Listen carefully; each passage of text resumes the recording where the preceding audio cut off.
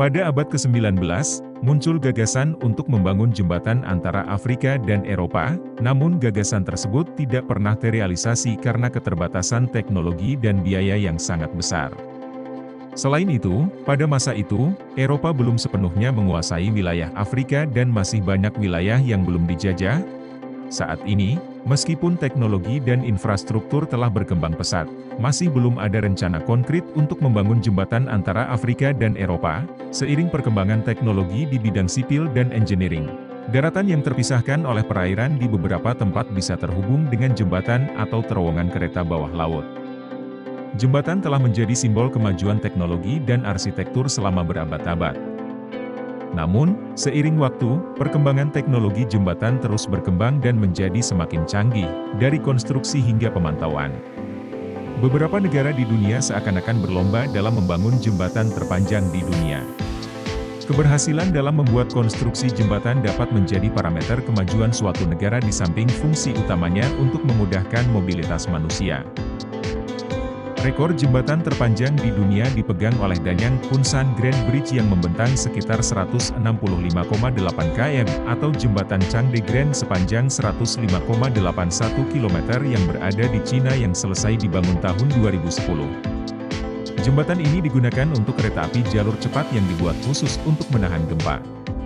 Changde Grand juga didukung 3092 dermaga yang membuat jembatan tetap stabil meski ada gempa. Ada juga jembatan Bang Na Expressway, Thailand. Jembatan Bang Na di Thailand dibuka untuk umum tahun 2000. Jembatan sepanjang 54 km ini merupakan jembatan dengan 6 jalur jalan raya layang yang dikenal sebagai Tol Bang Pakong, termasuk jembatan terpanjang di Asia Tenggara. Mengapa benua Eropa dan benua Afrika tidak terhubung jembatan seperti contoh barusan? Padahal selat yang memisahkan kedua benua itu hanya selebar 14 km.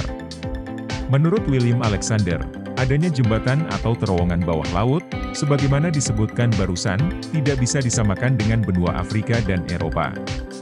Sebab, masing-masing memiliki tantangan tersendiri dan salah satu tantangan terbesar di perairan Selat Gibraltar adalah kedalamannya yang mencapai 900 meter di area sepanjang 500 meter. Karenanya, untuk membangun sebuah konstruksi kokoh yang melampaui kedalaman tersebut, tentu membutuhkan tidak sedikit biaya.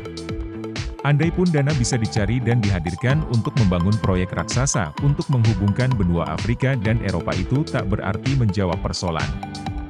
Termasuk masalah terkait teknologi.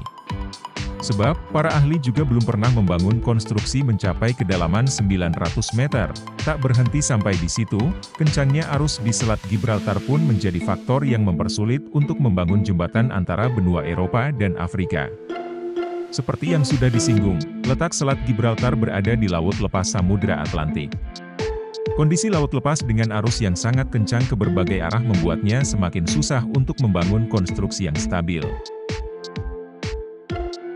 Kemungkinan besar jembatan antara benua Eropa dan Afrika mustahil diwujudkan, para ahli tak menyerah begitu saja.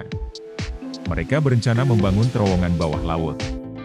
Tetapi lagi-lagi hal ini susah karena dasar Selat Gibraltar bermaterial batu yang sangat keras sehingga sulit untuk digali, arus bawah laut yang terlalu kuat dan mahalnya biaya konstruksi untuk membuat jembatan ataupun terowongan bawah laut, antara Eropa dan Afrika bak bumi dan langit, jauh berbeda.